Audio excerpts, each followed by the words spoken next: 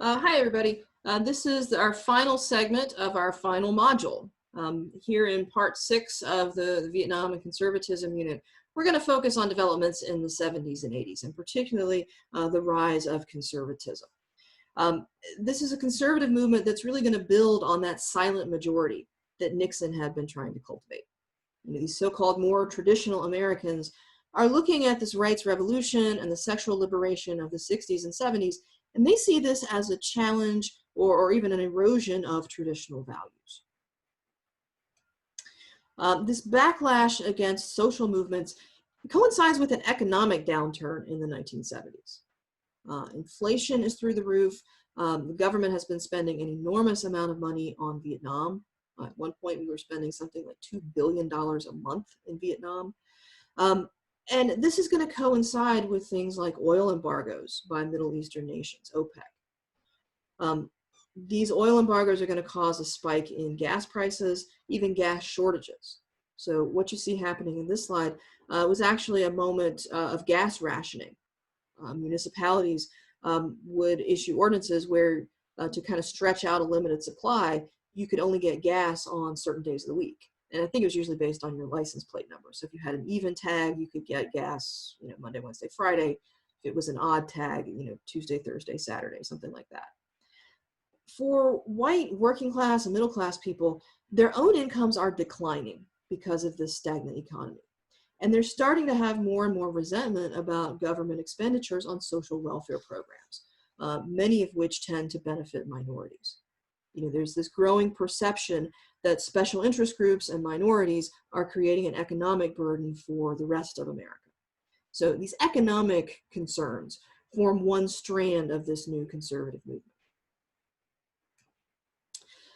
Economic resentment, I think, also coincides with a new surge in born-again evangelical religion and social conservatism that particularly denounces things like abortion, feminism, the gay rights movement, and really promotes quote-unquote traditional gender roles and family values, or at least as they define family values.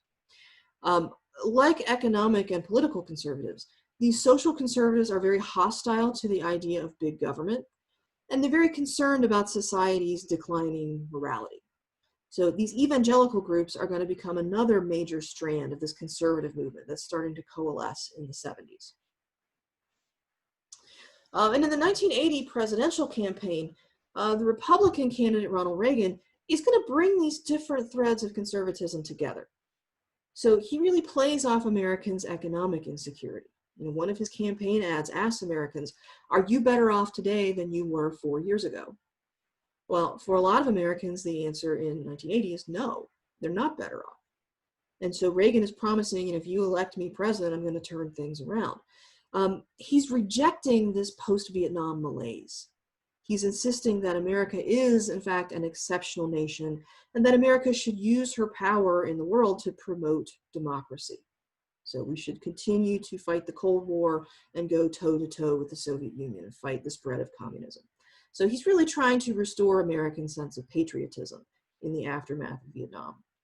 He's also going to appeal to the religious right with an anti-abortion stance and this emphasis on so-called traditional values. I think Reagan's election in 1980, it marks the culmination of this whole electoral realignment that had started with Nixon. In addition to the traditional conservative base, white, middle class, defense-oriented, big business types, he's also going to start pulling in Southern whites, people who are unhappy with federal support for civil rights. He's going to pull in blue-collar ethnic whites. These were oftentimes socially conservative Catholics, and so his social conservatism is going to appeal to them. He's going to appeal to suburbanites, particularly folks living in that rapidly growing part of the country, the Sun Belt. He's pulling all these different groups together into a new kind of coalition within the Republican Party. So he's bringing together these different strands of conservatism, social, economic, as well as the kind of traditional base. And as president, Reagan is going to start to turn away from these decades of government activism that had stretched all the way back to the New Deal. He very famously says, "Government is not the solution to our problem, government is the problem." So he's got a fundamentally different outlook on what the role of government should be and how the national government should relate to citizens. And as president, Reagan is really going to work to dismantle a lot of this New Deal social welfare structure. And I think this is something that we can see really clearly in his economic policies. So I want to take a moment here just to kind of walk through the policy here, what Reagan thought the problem with the economy was and how he attempted to kind of fix things and some of the problems with that. Reagan was really calling for, well, before I do that, let's talk about kind of the scenario that Reagan sees when he takes over. So here we've got our business and industry, we've got our government, and then we've got the people. And the problem that Reagan sees when he takes over, and the reason why he thinks the economy is stagnant, and I should say this is his perception, it's not necessarily the reality.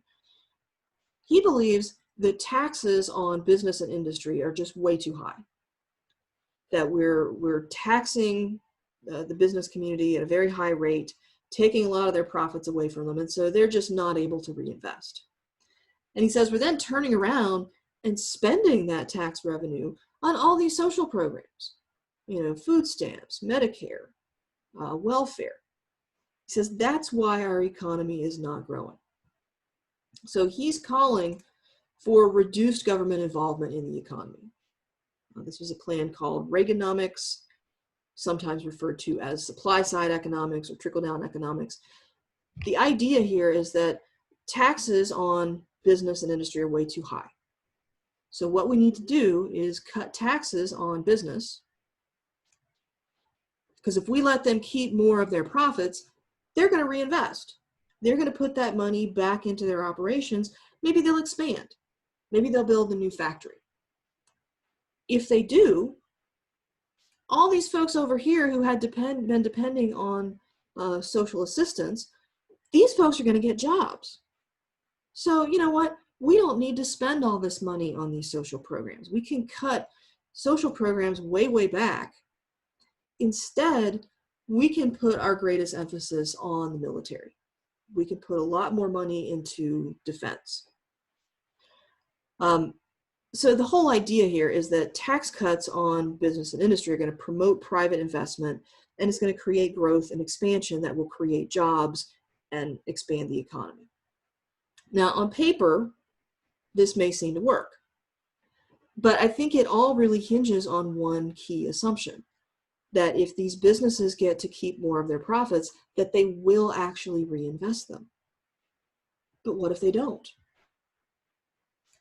What if they just keep those profits for themselves? Those factories don't get built, or maybe they don't get built in the US. Maybe they get built overseas, because this is also the period where we start to see a lot of outsourcing happening. But maybe those factories don't get built, which means those jobs never happen. But in the meantime, a lot of those social programs that were there to assist individuals have dried up. This also assumes that the people who are receiving assistance are capable of working.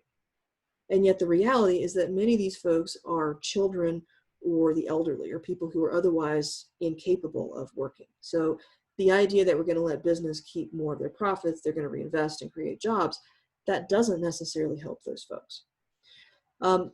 The upshot of this whole scenario is that in the 1980s, on Reagan's watch, the wealthy do become richer, but the poor are not keeping pace. What we see in the 1980s is that the wealthiest 1% sees their income grow by about 75%. The bottom 90% of Americans sees their income grow by about 7% over that same span. And cuts in federal spending to things like food stamps and unemployment insurance and welfare, it's just going to worsen this growing divide between the haves and the have-nots. So I think what we see here between the 60s and the 80s is a real sea change. There's a shift from a high point of government activism, this kind of grassroots rights revolution in the 60s, to a backlash against these efforts and a surge in conservatism by the 1980s. The pendulum has swung from one extreme to the other over that 15-year span.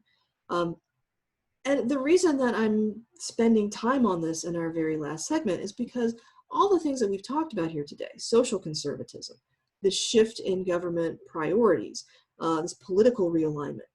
These are things that are all very much part of the conservative movement today, and things that have a direct influence on our political and economic and social landscape here in 2020. And so I think it's worth us thinking about, where did these things come from? Because they didn't just happen out of nowhere. They had a history, and I think that has a direct bearing on what our future will be. And so thinking about, how did we get here, hopefully will help us figure out, where do we want to go from here. So something that I would encourage you to think about.